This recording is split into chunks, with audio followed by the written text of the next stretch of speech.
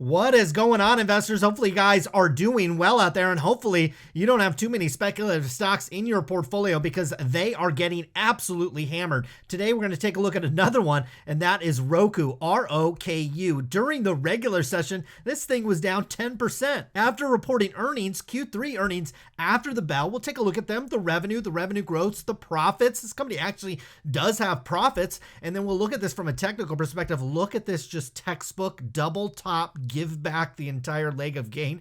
This is just a microcosm of what's gone on in the markets just over the last, really just more recently this year. Stocks have just been falling, especially more speculative, kind of overhyped ones like Roku. This stock is getting hammered in the after hours, down about 10%. We still got a price to earnings basis on this one, nearly 100, because we have a $21 billion market cap on this one. And for the full year, just on the operating side, not on the net income side, but you were made $235 million. So yeah, that's 100 PE on this one still to the current day. Let's take a look at these Q3 numbers. Revenues came in at $865 million, 33% year-over-year growth. We did miss expectations by a little bit, by about $28 million.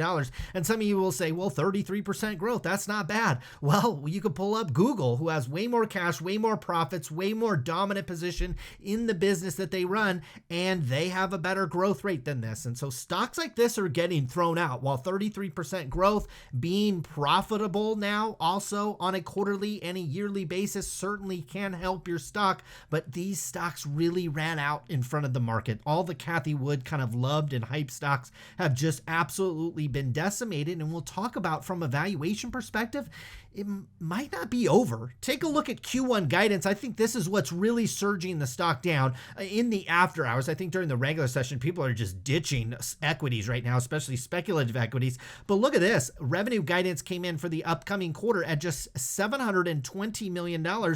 Consensus was much closer to $756 million. So this company is coming in light in terms of their upcoming guidance. That is going to scare investors as well. Now, when we come over to these financials, we see this 865 in revenue. We talked about how that was 33% year-over-year growth based on about $650 million worth of revenues in the previous year on a quarterly basis. For a yearly basis, you grew your revenues by about $1 billion.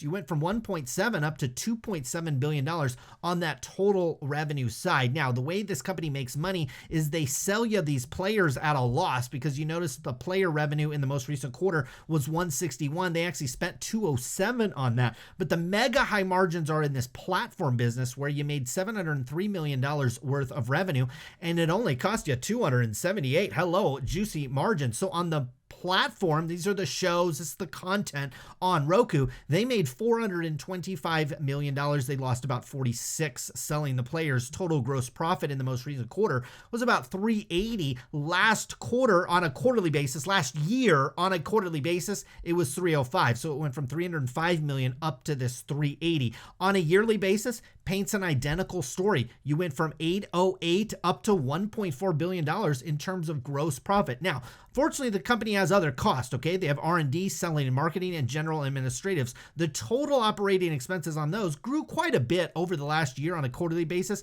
went from 240 million up to 358. But again, this company had gross profits of 379. We minus off 358, and we get to $21 million worth of income from operations. Now, unfortunately, despite the strong revenue growth, that is a drop from last year. So we increased our revenues, but our profits actually dropped over at Roku from 65 million down to $21 million in the most recent quarter. For the full year, paints a very nice story. You went from a $20 million loss last year all the way up to a $235 million gain. But I think some investors are wondering, are we on a $20 million run rate all of a sudden when it comes to operating profit? They give you a gross profit number in Q1 of $360 million. Again, that will come in lower than we were in the most recent quarter. And they point to a $30 million million net loss on the net income side. That is a problem as well, considering they've actually been positive on that net income over the last year or so over at Roku. This was disastrous guidance at a time when stocks like this are getting absolutely crushed, and results and guidance like this not necessarily going to help things. In terms of the balance sheet, got plenty of cash, $2.1 billion.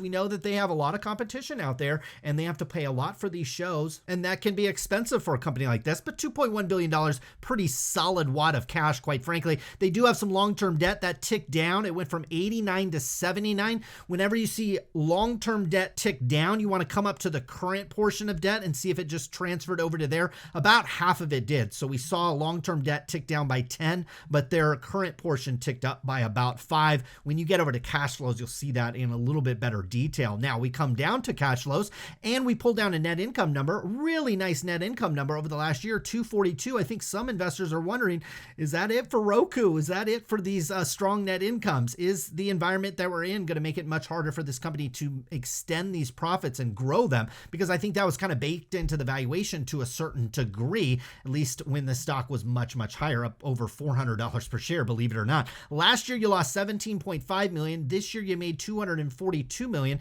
You did have stock-based compensation at $187 million. So off $242 million worth of profits, gave out stock-based compensation at $187 million. Now, this company also has to monetize rights, so they get the rights to a show, right? But they only monetize that over the length of their contract with that show. And so they're able to, use that accounting to their favor when it comes to cash flows. We come down here to net cash provided by their operating activities, went from a positive $148 million up to a positive $228 million. Now, in terms of their repaying the borrowings, we talked about how they repaid by about $5 million. Now, the proceeds from an equity issued at the market offering. What is that? That's a mouthful. An at the market offering is an ATM agreement that allows Roku to sell shares into the open market. My guess is Cathie Wood's on the other side of this. Honestly, I bet she's one of the people participating in this at the market offering, and they sold through $989 million worth of shares over the last year. I tell you what, when you look at the performance just over the last couple months, if they did the bulk of those sales up here at $300 and $400 per share, quite frankly, it's bad for you, the shareholder, but great for Roku. Okay, so hopefully they sold a lot of that stock at the highs.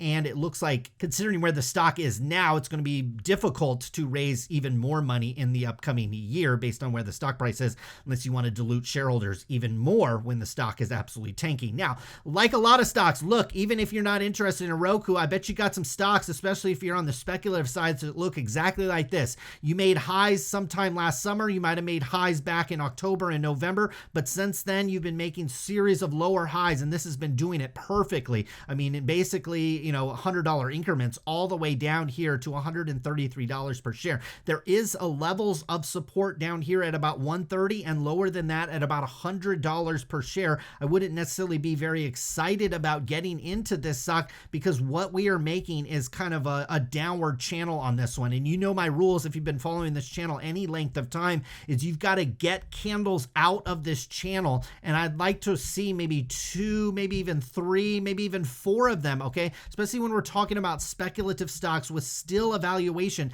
Quite frankly, you could cut this valuation in half, get down to about 10 billion, and now you're still trading at a PE over 50 on this one, okay? And a growth rate, while at 30%, is not even FANG-like to a certain degree, especially when you factor in Google and Nvidia. So look, I'm waiting for a reversal on this one. You're waiting for a reversal on a lot of stocks like PayPal, Alibaba, Palantir, Facebook, any number of these stocks. You're waiting for them to get out of this downward channel. Just let it continue to ride all the way down. These stocks can be as irrational on the way up to $400, even nearly $500 per share. They can be equally as irrational on the way down. Would not surprise me, quite frankly, if this stock got down below $100 per share, maybe even close to 50, maybe 40, maybe even $20 per share. I know a lot of you are thinking, well, there's absolutely no way that can happen. Yeah, it actually can. And from a technical perspective, that is where this stock is performing and looking to go. We are waiting for these signs of reversals.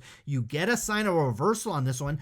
If you're comfortable with the valuation, I actually like this stock, okay? I like their product. I like their segment in the market. I like the market that they play in. I like that they have profits. I'm not confident that it's going to continue in the upcoming quarters and maybe even the upcoming years. That is why I think this stock will likely continue to head lower. If you are stuck in this stock, you need to figure out how you're going to get out of this one, okay? Pouring good money after bad is not necessarily a great strategy unless, again, you see signs of reversal on this one. I'd also like to see management start pointing to solid profits in the upcoming quarters. We're guiding down on revenues, guiding down on profits, guiding down on gross profits.